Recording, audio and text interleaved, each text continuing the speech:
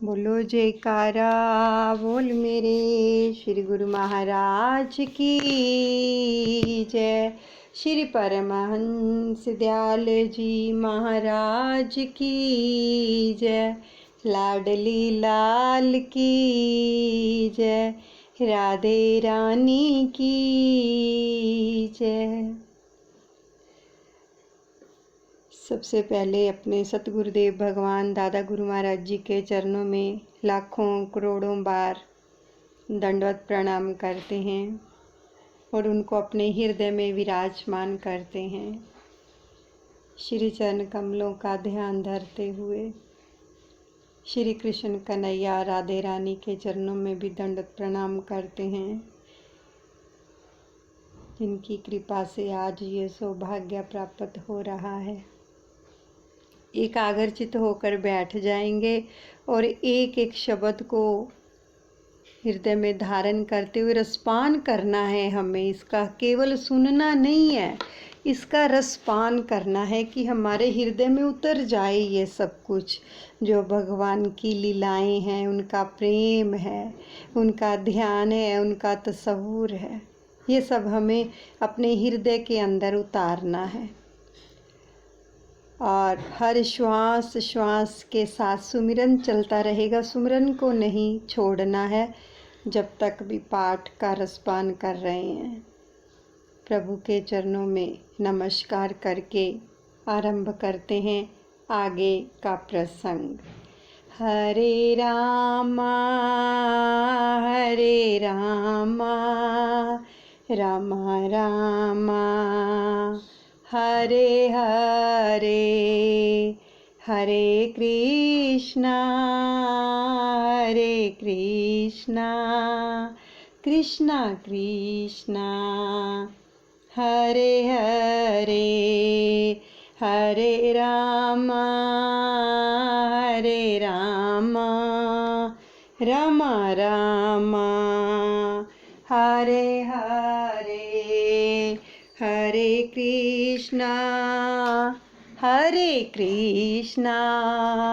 कृष्णा कृष्णा हरे हरे।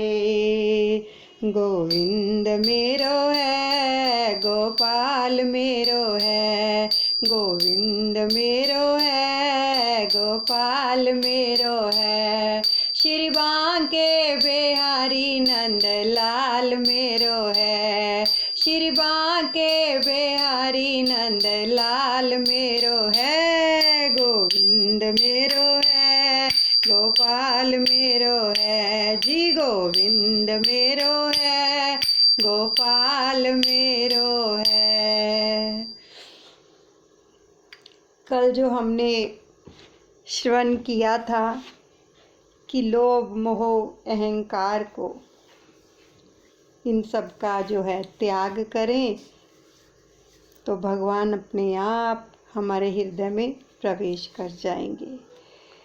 आगे क्या फरमा रहे हैं कि अपने मन से पूछो कि प्रभु से मुझे जो सुख संपत्ति मिली है उसके लिए मैं पात्र भी हूँ या नहीं।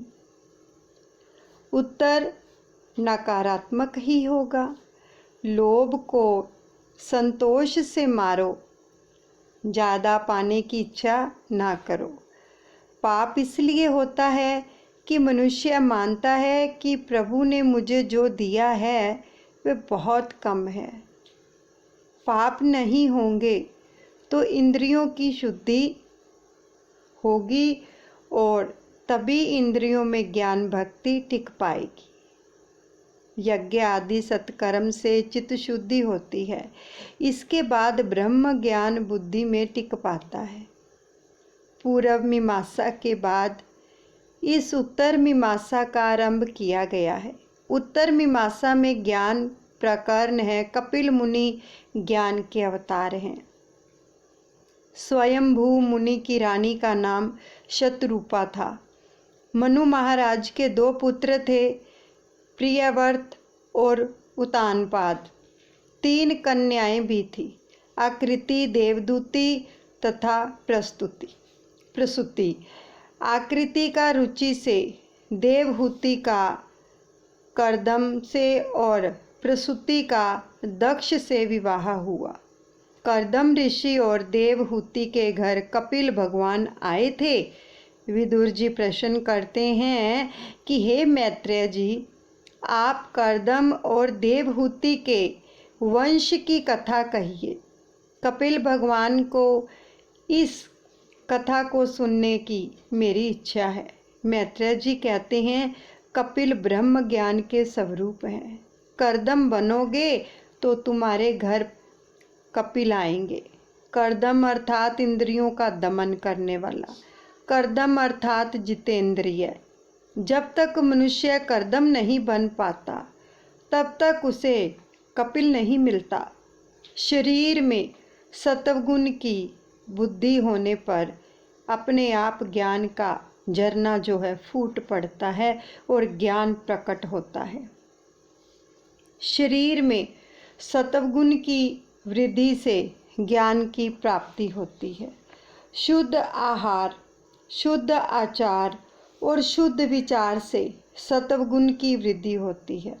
सत्वगुण बढ़ेगा तो ज्ञान मिलेगा। सत्वगुण बढ़ता है संयम से, सदाचार से। सत्वगुण के बढ़ने से अंदर से ज्ञान का स्फुरन होता है। जीव के सुधरने से जीवन सुधरता है। जीव जो कुछ मांगे वह उसे सभी मत दो। सोने पर 2-4 मिनट में ही नींद आ जाएगी, ऐसा महसूस हो तभी सोना चाहिए। सोने पर तुरंत नींद ना आए तो जीव काम सुख का चिंतन करेगा। आगे कथा आएगी कि घर काम के पूरे होने पर गोपियाँ कृष्ण कीर्तन करती थी। जीवन सात्विक बनाओ। जितेंद्रिय बनने के लिए सरस्वती के किनारे रहना होगा। सरस्वती का किनारा सत्यकर्म का किनारा है। यमुना जी की भक्ति का स्वरूप है। गंगा ज्ञान का और सरस्वती सत्कर्म का स्वरूप है। शुकदेव जी राज ऋषि को सुनाते हैं, राजन, कर्दम ऋषि सारा दिवस तप करते थे। उसके तप से भगवान प्रसन्न हुए। भगवान ऋषि के घर पधारे। विदुर जी के घर भी द्वारिकानाथ गए थे। भगवान श्री कृष्ण हर तरह से उदार हैं, किंतु समय देने में उदार नहीं है। स्वर्ण की अपेक्षा समय को अधिक मूल्यवान मानो। लक्ष्य को लय में रखोगे तो जीवन सफल होगा। बिना लक्ष्य का मनुष्य बिना पतवार की नाव जैसा है। कर्दम जितेंद्रिय महात्मा थे। उनकी तपश्चर्या सफल हो गई। उनके सामने भगवान प्रकट हुए।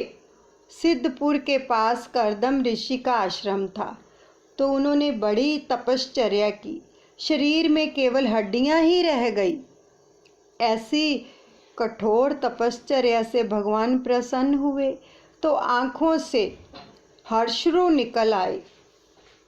उन्हीं आंसुओं से जो बिंदु सरोवर बना।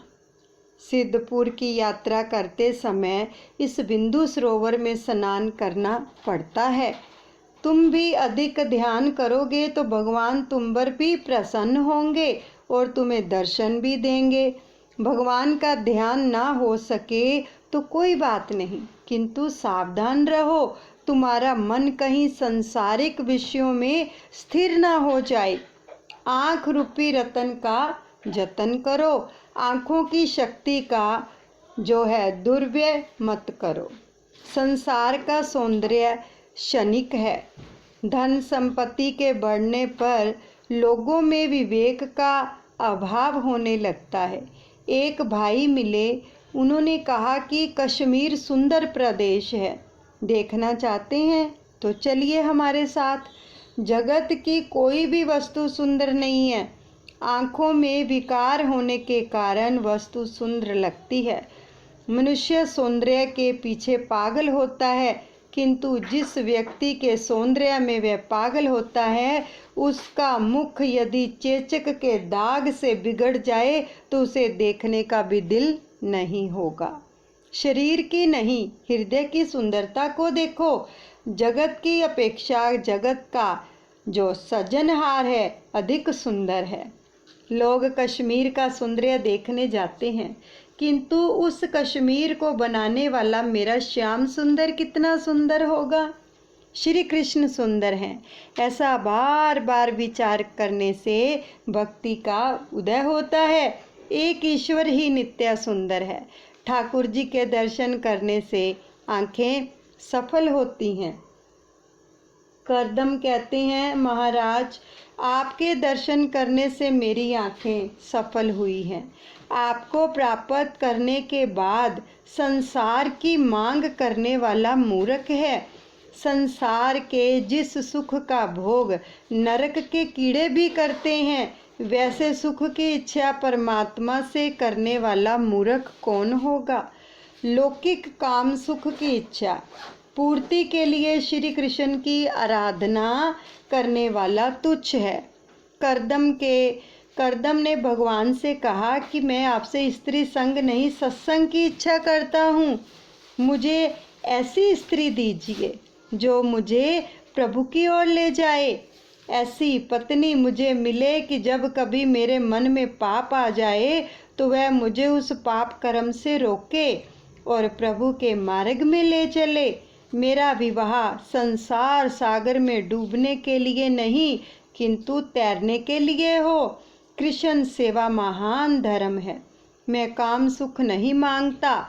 शास्त्र में पत्नी को काम पत्नी नहीं किंतु धर्म पत्नी कहा गया है। ब्रह्मा जी ने विवाह करने के लिए मुझे आज्ञा दी है। मैं पत्नी नहीं, घर में सत्संग चाहता हूँ। स्त्री संग काम संग नहीं सत्संग है। धर्म के आचरण के लिए पत्नी है। अकेला पुरुष या अकेली स्त्री धर्म मार्ग में आगे नहीं बढ़ सकती। नाविक के बगैर अकेली नाव संसार सागर को पार नहीं कर सकती। नाविक भी अकेला संसार सागर पार नहीं कर सकता। स्त्री नौका है और पुरुष नाविक।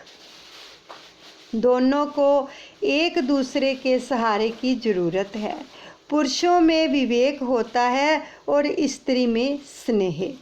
विवेक और स्नेह के मिलन से भक्ति प्रकट होती है। पुरुष कमा सकता है और पुरुष ज्ञान स्वरूप है। स्त्री का हृदय कोमल होने के कारण वह समर्पण करती है। स्त्री क्रिया शक्ति है। बहुतों को आश्चर्य होगा कि करदम ने इतने सारे वर्ष की तपश्चर्या के बाद भगवान से मुक्ति क्यों नहीं मांगी। करदम ने सोचा कि हजारों जन्मों की काम वासनाएं सुषुप्त रीति से मन में जमा हो गई हैं। उन्हें संतुष्ट करके मनुष्य पर जो 3 प्रकार के ऋण हैं उनसे मुक्त होना अच्छा है और उसके बाद मुक्ति की इच्छा करनी चाहिए। भगवान ने कहा 2 दिन के बाद मनु महाराज तुम्हारे पास आएंगे और अपनी पुत्री देवदूति तुम्हें देंगे।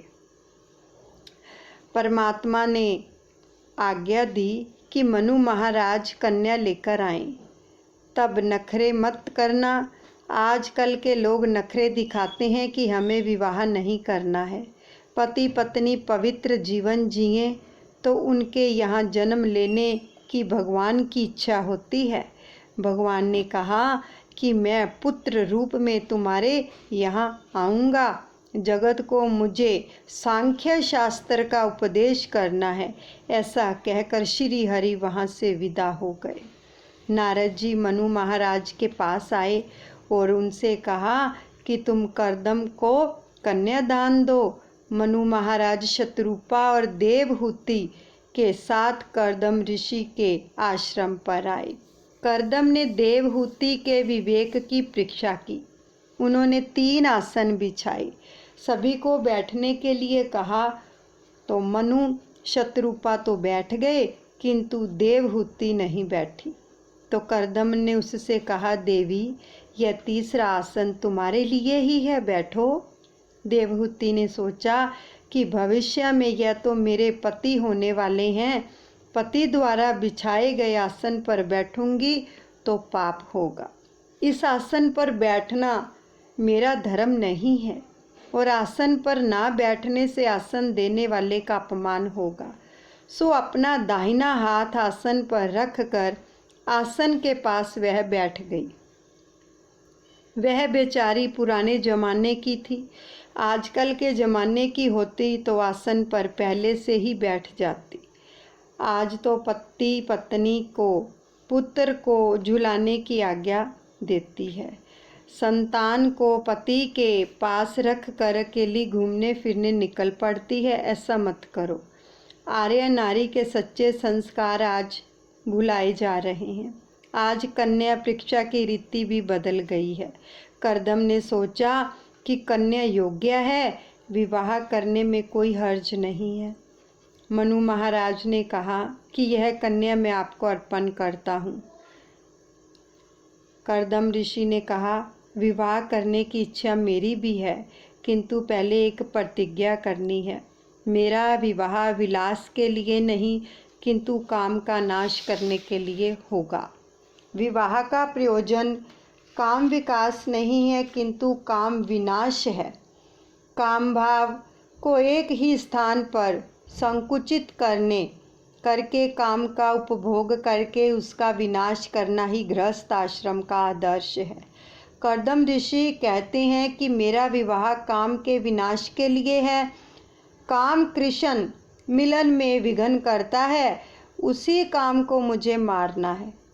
एक पुत्र के होने तक लौकिक संबंध बनाए रखूंगा। एक पुत्र हो जाने पर लौकिक संबंध का त्याग करूंगा और संन्यास ले लूंगा। कन्यादान के मंत्र में लिखा है, संतत्य इति एक वंचनम, यानी कि संतति भय। ऐसा नहीं कहा है कि वंश की रक्षा करने के लिए एक ही पुत्र के लिए कन्या को अर्पित करता हूँ। शास्त्र ने पहले पुत्र को ही धर्म पुत्र कहा है, अन्य सभी पुत्र कामज पुत्र हैं और कामाचरण के लिए नहीं, धर्मचरण के लिए विवाह है। पिता पुत्र से कहता है कि तू मेरी आत्मा है। एक पुत्र होने के बाद पत्नी माता समान होती है। काम ईश्वर की भांति व्यापक होना चाहता है। जहाँ सुंदरता दिखती है वहीं काम उत्पन्न होता है। उसे एक ही स्त्री में संजोकर नाश करने को विवाह करना है।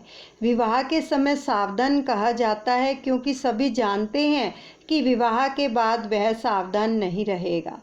विवाह के बाद सावधान रहें वही जीत जीता है, अथवा जो पहले से सावधान होता है वह जीतता है। रामदास स्वामी विवाह के पहले ही सावधान हो गए थे। विवाह मंडप में पुरोहित जी ने सावधान सावधान कहा और वे सावधान होकर मंडप से भाग खड़े हुए। भोग के बिना रोग नहीं होता।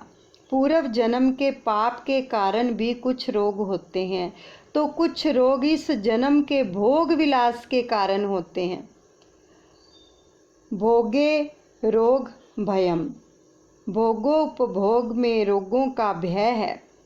भोग बढ़ने से जो है आयुष्य का क्षय होता है। हम भोग का उपभोग नहीं कर पाते, भोग ही हमारा उपभोग कर जाता है।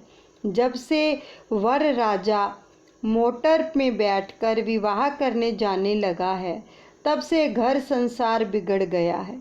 आज के वर राजा को घोड़े पर से गिर जाने का डर लगता है। उससे पूछो कि एक ही घोड़ा तुझे गिरा देगा तो वे 11 घोड़े तेरी क्या दशा करेंगे। एक घोड़े को अंकुश में नहीं रख सकता, तो फिर उन 11 घोड़ों को कैसे अंकुश में रख सकेगा। 11 इंद्रियां ही 11 घोड़े हैं। जितेंद्रिया होने के लिए विवाह करना है। आज तो हम विवाह का हेतु ही भूल गए हैं। करदम ऋषि ने आदर्श बताया कि मेरा विवाह एक सतपुत्र के लिए है, उसके बाद मैं संन्यास लूँगा। मेरी यह प्रतिज्ञा तुम्हारी कन्या को मान्य हो तो मैं विवाह करने के लिए तैयार हूँ। मनु महाराज ने पुत्री से कहा, ये तो विवाह के समय ही संन्यास की बात करने लगे हैं, किंतु देवहूति भी असाधारण थी। सुखदेव जी वर्णन कर रहे हैं, देवहूति ने कहा, मुझे ऐसे ही पति की जरूरत थी। कामांध होकर संसार सागर में डूबने के लिए गृहस्थ आश्रम नहीं है। मेरी ऐसी ही इच्छा थी कि मुझे कोई जितेंद्रिय पति मिले। देव को बुलाने वाली शक्ति ही देव होती है। निष्काम बुद्धि ही देव को बुला सकती है।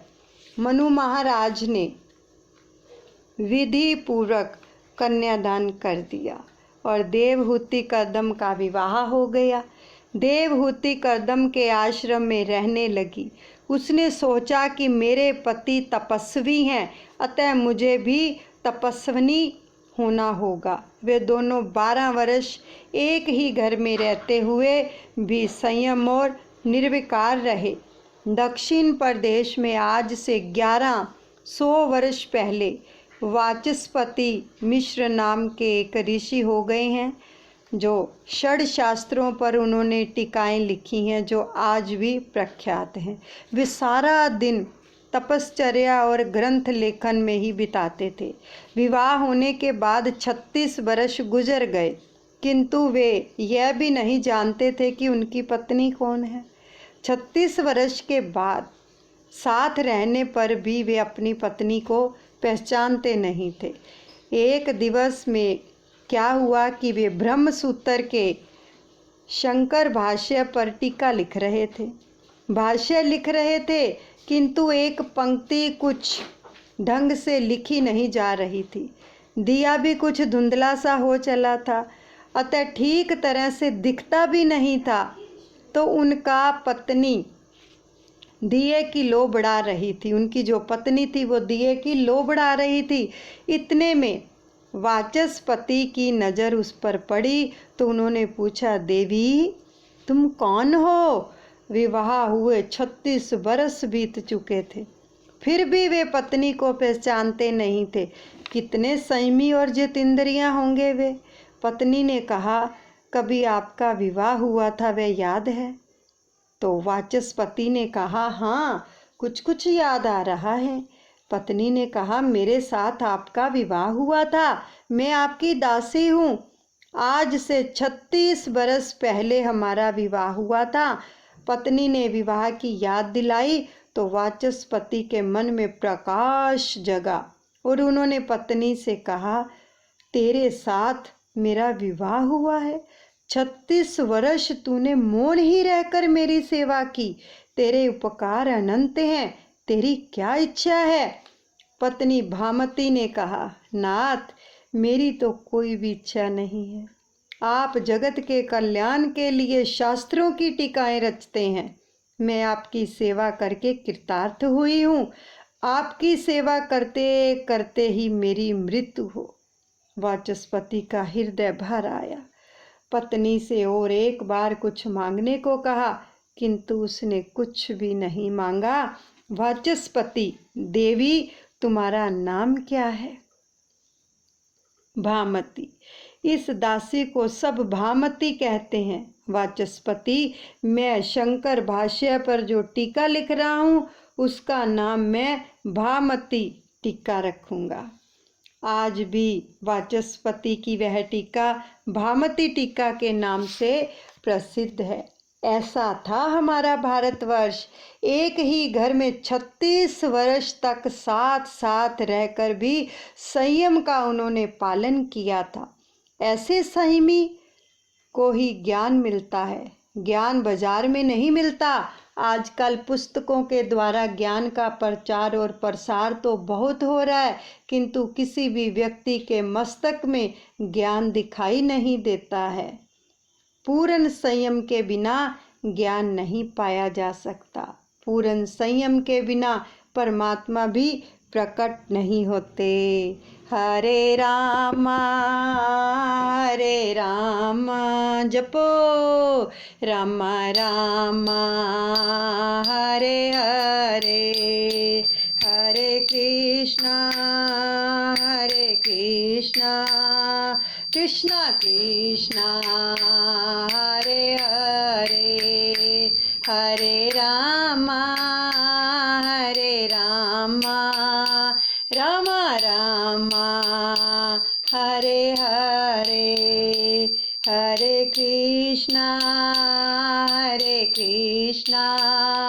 कृष्णा कृष्णा हरे हरे राधे राधे श्यामा श्यामा राधे राधे राधे राधे जपो राधे राधे राधे राधे हरे रामा राम रामा हरे हरे हरे कृष्णा कृष्णा कृष्णा हरे हरे। एक ही घर में रहकर भी कर्दम देवहूति ने 12 वर्ष तक और वाचस्पति भामती ने 36 वर्ष तक संयम का पालन किया। आजकल का मनुष्य तो 36 घंटे भी संयमित नहीं रह सकता। कितना भोग विलास बढ़ गया है। कर्दम जीवात्मा है और देवहूति बुद्धि है। देवहूति देव को बुलाने वाली निष्काम बुद्धि है। एक दिवस कर्दम ने देखा कि देवहूति का शरीर बहुत दुर्बल हो गया है, तो उसने मेरी सेवा करते करते अपना शरीर सुखा दिया है। यह देखकर उनका दिल भर आया। उन्होंने देवहूति से कहा कि देवी, कुछ वरदान मांगो, तुम जो भी मांगोगी मैं वही दूंगा। तो देवहूति ने कहा, आप जैसे ज्ञानी पति मुझे मिले हैं, वही मेरा वरदान है। मैं तो पूजा करके बस इतना ही मांगती हूँ कि मेरा सौभाग्य अखंडित रहे। पहला पेट है या पेट का दाता परमात्मा। स्त्री का धर्म है कि रोज वह तुलसी की और पार्वती की पूजा करे। आज की स्त्री तुलसी की पूजा तो करती होगी, किंतु चाय नाश्ता करने के बाद ही। यह सुनकर कर्दम बोले, कुछ ना कुछ तो मांगो, मांगना ही होगा। पति के आग्रह करने पर देवहूति ने कहा कि आपने प्रतिज्ञा की थी कि एक संतान के होने पर मैं संन्यास लूँगा। अब यदि इच्छा हो तो एक बालक का मुझे दान दे। तो मनुष्य शरीर की रचना ही ऐसी है कि वह भोगों का मर्यादित प्रमाण में ही उपभोग कर सकता है। मर्यादा का उल्लंघन करेगा तो वह रोगिष्ट हो जाएगा। कर्दम बोले, मैं तुझे दिव्य शरीर अर्पित करूँगा। देवहूति सरस्वती के किनारे पर स्नान करने गई। सरस्वती में से अनेक दासियां निकली। देवहूति ने स्नान किया और उनका शरीर बदल गया। कर्दम ऋषि ने संकल्प के बल से विमान बनाया और दोनों बैठ गए उसके ऊपर। और कथा में शांत और करुण रस प्रधान है, श्रृंगार और हास्य रस गौण है। कथा में श्रृंगार रस का वर्णन करने की आज्ञा महात्माओं ने नहीं दी है। श्रोताओं को संसार के विषयों के प्रति अरुचि हो और ईश्वर के प्रति प्रेम हो, यह लक्ष्य में रखकर वक्ता को कथा करनी चाहिए। कथा श्रवण के बाद विषयों के प्रति अरुचि और ईश्वर के प्रति रुचि ना हुई तो समझो कि कथा सुनी ही नहीं। कथा सुनकर वैराग्य होता है। भागवत के दूसरे स्कंद में ब्रह्मा जी ने नारद को बताया कि कथा किस प्रकार की जानी चाहिए। इन 100 वर्षों में देवहूति की 9 कन्याएं हुई, किंतु पुत्र एक भी नहीं हुआ। जो 9 कन्याओं का पिता होता है उसके यहाँ कपिल आते हैं। जिसकी 9 पुत्रियाँ होती हैं उसे ज्ञान मिलता है। 9 कन्याओं का अर्थ है नवदा भक्ति। नवदा भक्ति के बिना ज्ञान नहीं होता। सामान्य अर्थ करेंगे तो कह सकते हैं कि 9 कन्याओं का विवाह करते करते पिता की अकल ठिकाने आ जाती है कि मैंने यह क्या कर दिया। नवदा भक्ति के ना होने तक कपिल अर्थात ज्ञान नहीं आता। श्रवण, कीर्तन, स्मरण, पाद सेवन, अर्चन, वंदन, दास्य, साख्य और आत्मनिवेदन, ये 9 अंग नवदा भक्ति में आते हैं। नवदा भक्ति के सिद्ध होने पर ही कपिल भगवान जो हैं पधारते हैं। भक्ति ही ज्ञान रूप में बदलती है। भक्ति की उत्तरावस्था ही ज्ञान है। उपरोक्त ज्ञान की पूर्वावस्था ही भक्ति है। भक्ति के बाद ज्ञान आता है। ज्ञान की माता भक्ति है। जिसकी नवदा भक्ति सिद्ध नहीं होती उसे ज्ञान नहीं मिलता। भक्ति द्वारा ही ज्ञान मिलता है। भक्ति जो है ज्ञानाय कल्पते। तात्विक दृष्टि से अंत में ज्ञान और भक्ति में अंतर नहीं है। भक्ति के पहले दासोहम है और फिर जो है परमात्मा। 9 कन्याओं के जन्म के बाद कर्दम संन्यास लेने के लिए तैयार हुए। एक दिवस कर्दम ने सोचा कि अब तो इस विलासी जीवन का अंत आए तो अच्छा है, क्योंकि वैश्य विलासी जीवन जिए तो कोई बात नहीं, किंतु ब्राह्मण को यह शोभा नहीं देता। अतः कर्दम ने सोचा कि एकांत में बैठकर तप करूं। देवहूति ने कहा कि मैं भी त्याग करना चाहती हूँ। विवाह का अर्थ है तन दो, किंतु मन तो एक ही है। देवहूति बोली, नाथ आपने तो वचन दिया था कि एक पुत्र के जन्म के बाद आप संन्यास लेंगे। पुत्र का जन्म तो अभी तक हो ही नहीं पाया है, फिर इन कन्याओं की ओर मेरी देखभाल कौन करेगा? इन कन्याओं की व्यवस्था करने के बाद ही संन्यास लीजिए। शुकदेव जी वर्णन कर रहे हैं। कर्दम देवहूति ने विकार का त्याग किया। उन्होंने कई वर्षों तक परमात्मा की आराधना की। इसके बाद देवहूति के गर्भ में साक्षात नारायण ने वास किया। 9 मास का समय समाप्त हुआ। आचार्यों, योगियों और साधुओं ने के आचार्य प्रकट होने वाले थे।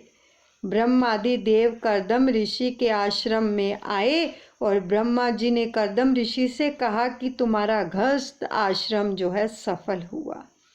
तुम अब जगत के पिता बन गए हो। वह बालक जगत को दिव्य ज्ञान का उपदेश करेगा। जीव भगवान के लिए जब आतुर होता है तब भगवान का अवतार होता है। आतुरता के कारण भगवान के दर्शन होते हैं। कर्दम और देवहूति की तपश्चर्या और आतुरता से भगवान उनके यहाँ पुत्र रूप में आए। योगी जन योग से ब्रह्मा के दर्शन कर सकते हैं, किंतु संसारी लोग शुद्ध भक्ति से भगवान को पुत्र रूप में प्राप्त कर सकते हैं और भगवान का लालन पालन कर सकते हैं। कपिल भगवान के जन्म लेने पर देवहूति ने कर्दम से कहा, अब गृहस्थ आश्रम का त्याग कर सकते हैं। कर्दम कहते हैं कि मुझे इन 9 कन्याओं की चिंता सता रही है। एक युगल था। प्रभु पर पति की दृढ़ श्रद्धा नहीं थी। पत्नी ने श्याम वस्त्र पहने। पति ने कारण पूछा तो उसने कहा कि तुम्हारी दृष्टि में भगवान नहीं है, अतः मैंने काले कपड़े धारण किए हैं। महाभारत में एक कथा है कि भीष्म ने प्रतिज्ञा की कि कल मैं अर्जुन का वध करूंगा, तो भीष्माचार्य की प्रतिज्ञा व्यर्थ नहीं हो सकती। पांडव सेना में हाहाकार मच गया। अर्जुन तो नित्य नियम अनुसार भगवान का चिंतन करते हुए सो गए और श्री कृष्ण को चिंता होने लगी कि कल मेरे अर्जुन का क्या होगा। वे अर्जुन से मिलने आए। अर्जुन तो सोए हुए थे और श्री कृष्ण ने उन्हें जगाकर पूछा कि तुम क्यों सो रहे हो? तुम्हें आज नींद कैसे आ रही है? तो अर्जुन ने कहा कि मेरे लिए जब आप स्वयं जागरण कर रहे हैं तो मुझे क्या चिंता हो सकती है। मैंने अपना कर्तव्य निभा लिया, अब आपको अपना कार्य निभाना है। मनुष्य का कर्तव्य है अनन्य शरणागति। वह सदा यही सोचे कि मेरे मरने से श्री कृष्ण की ही अपकीर्ति होगी। अनन्य शरणागति क्या होती है? क्या हम अपने सतगुरु भगवान की ये अनन्य शरणागति ली हुई है जिस प्रकार अर्जुन ने ली थी? अगर उसको मारने की प्रतिज्ञा भी कर ली भीष्म पितामह ने, लेकिन उसके दिल के अंदर क्या था? आराम से सो रहा है अर्जुन, लेकिन जिसकी शरणागति ली हुई है चिंता उसको हो गई, क्योंकि उसने सब कुछ भगवान पर छोड़ दिया था कि मेरे तो श्री कृष्ण हैं। इसलिए श्री कृष्ण को नींद नहीं आई, वो अर्जुन के पास आ गए। ऐसी शरणागति होनी चाहिए अनन्य भाव से कि केवल मैं आपकी शरण में हूँ, बस कुछ भी हो जाए प्रभु मैं आपकी शरण में हूँ। और शरणागत की हमेशा प्रभु रक्षा करते हैं। करदम कहते हैं कि मुझे 9 कन्याओं की चिंता है। तो ब्रह्मा ने कहा तुम क्यों चिंता करते हो? तुम्हारे घर तो स्वयं भगवान पधारे हैं। तुम चिंता करने के बदले प्रभु का चिंतन करो।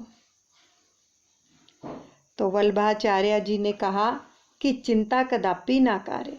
सेवा समरण करते हुए जो साधक तन्मय होते हैं उनकी चिंता ठाकुर जी करते हैं। ब्रह्मा 9 ऋषियों को अपने साथ लाए थे। सभी ऋषियों को एक एक कन्या दे डाली। अत्रि को अनसुईया और वशिष्ठ को अरुंधति आदि करदम ऋषि ने सोचा कि अब अपने सिर से सारा भार उतर गया। वे कपिल के पास आए और कहने लगे कि मुझे सन्यास लेना है। केवल ईश्वर के लिए जो जिए वही सन्यासी है। कपिल ने कहा कि आपकी इच्छा योग्य ही है। सन्यास लेने के बाद आप किसी प्रकार की चिंता ना करें। आप अपना जीवन ईश्वर को अर्पित कर दें। मुक्ति 2 प्रकार की है। कैवल्य मुक्ति, इसमें जीव ईश्वर में लीन होता है और दोनों एक बन जाते हैं। भागवती मुक्ति, इसमें भी ईश्वर से जीव प्रेम से एक हो जाता है, किंतु थोड़ा सा द्वैत रखकर नित्य लीला नित्य सेवा में मगन रहता है। करदम ऋषि ने संसार ग्रहण कर लिया, संन्यास ग्रहण कर लिया और परमात्मा के लिए सभी संसारिक सुखों का त्याग ही संन्यास है। त्याग के बिना संन्यास उजागर नहीं होता।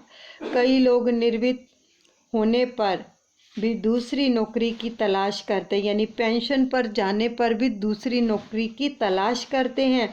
सरकार ने जब कह दिया कि तुम नौकरी करने योग्य नहीं रहे हो, तो फिर दूसरी नौकरी क्यों ढूंढते हो?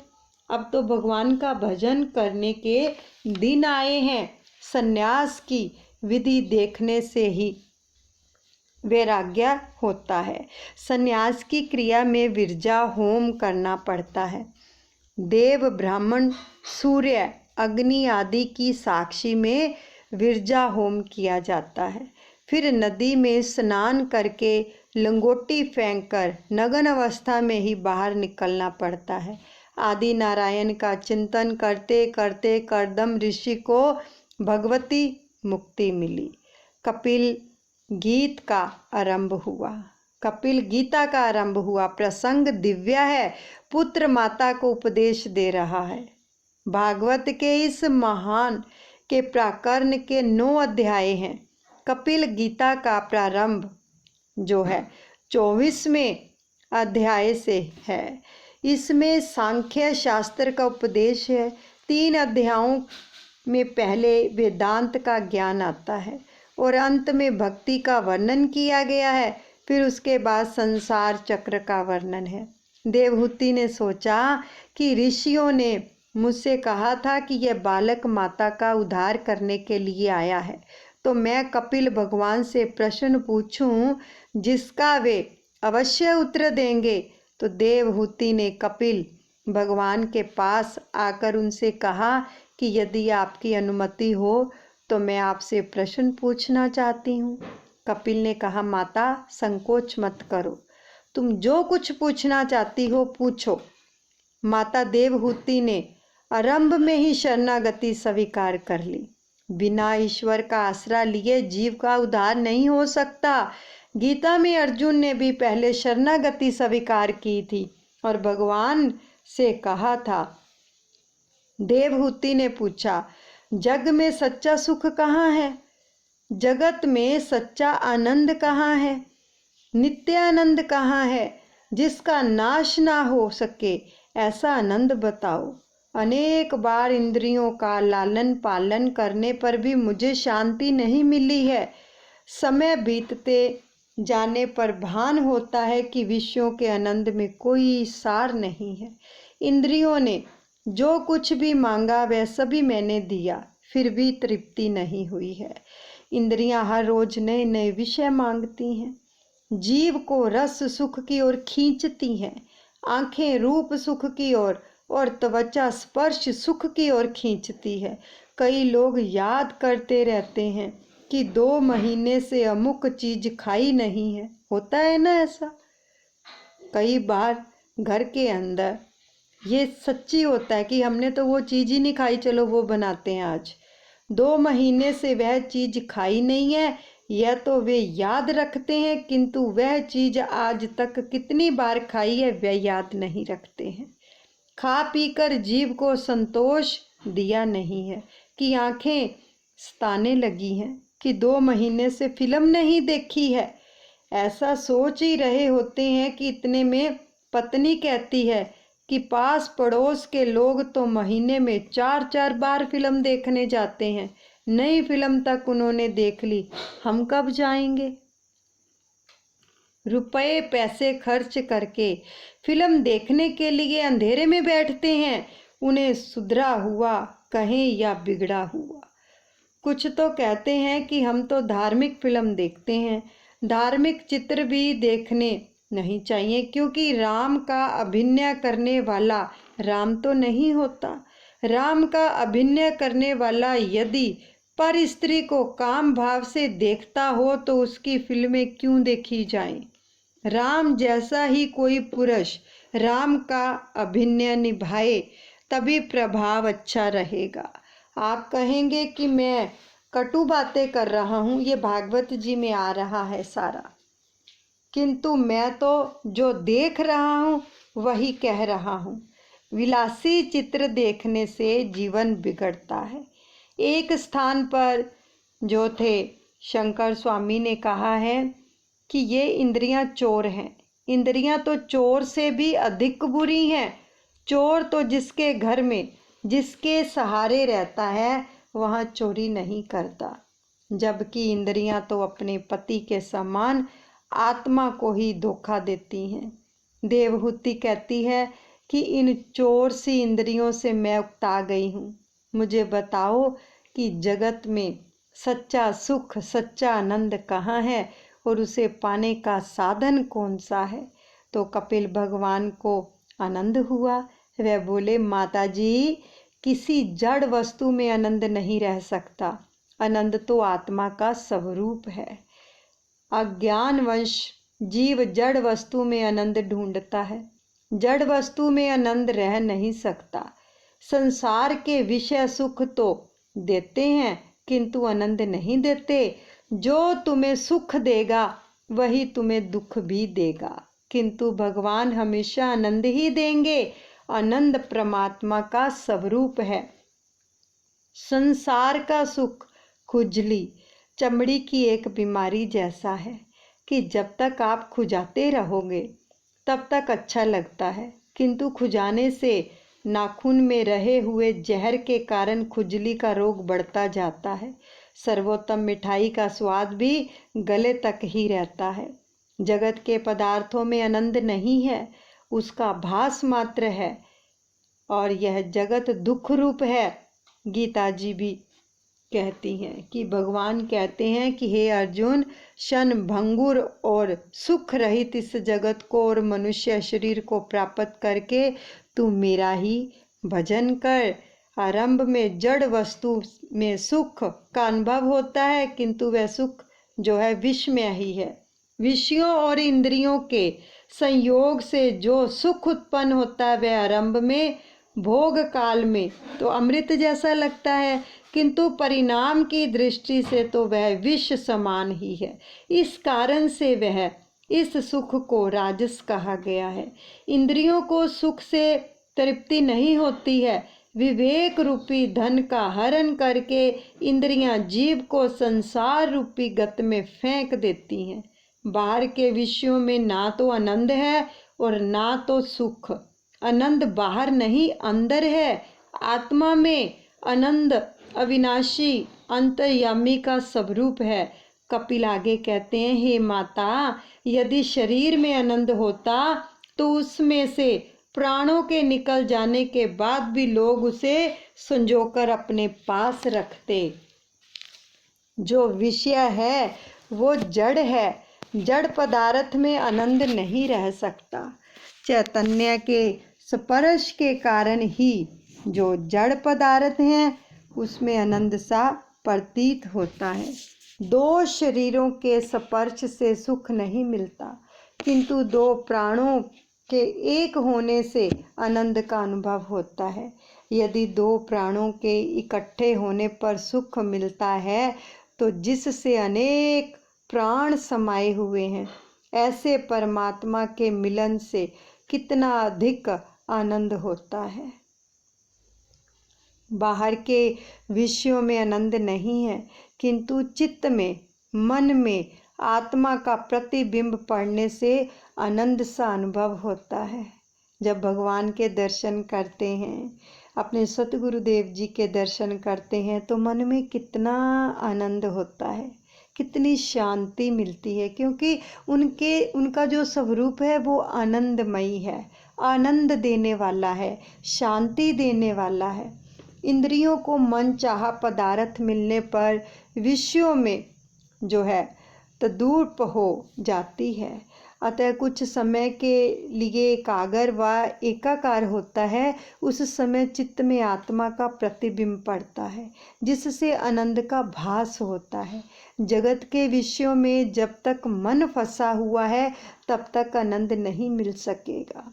एकाग्रचित होकर बैठें, सुमरन से जुड़े रहें। आनंद आत्मा का उसी प्रकार सहज स्वरूप है कि जिस प्रकार शीतलता जल का सहज स्वरूप है। आनंद आत्मा में ही है। आत्मा और परमात्मा का मिलन ही परमानंद है।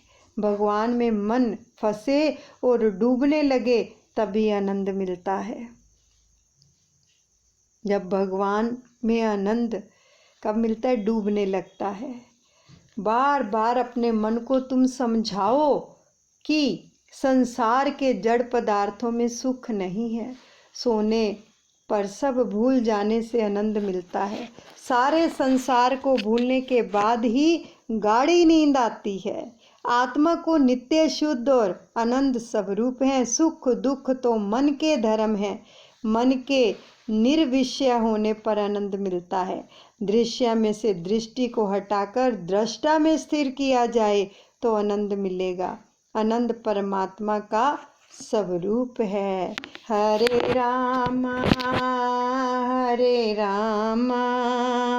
राम राम हरे हरे, हरे कृष्णा कृष्णा कृष्णा हरे हरे। गोविंद मेरो है, गोपाल मेरो है, श्री बांके बिहारी नंदलाल मेरो है। गोविंद मेरो है, गोपाल मेरो है, श्री बांके बिहारी नंदलाल मेरो है। हरे राम राम राम हरे हरे, हरे कृष्णा कृष्णा कृष्णा हरे हरे। सतगुरुदेव भगवान के चरणों में समर्पण करते हैं और बाकी का जो पाठ है कल श्रवण करेंगे। बोलिए सतगुरुदेव भगवान की जय, कृष्ण कन्हैया लाल की जय, राधे रानी की जय।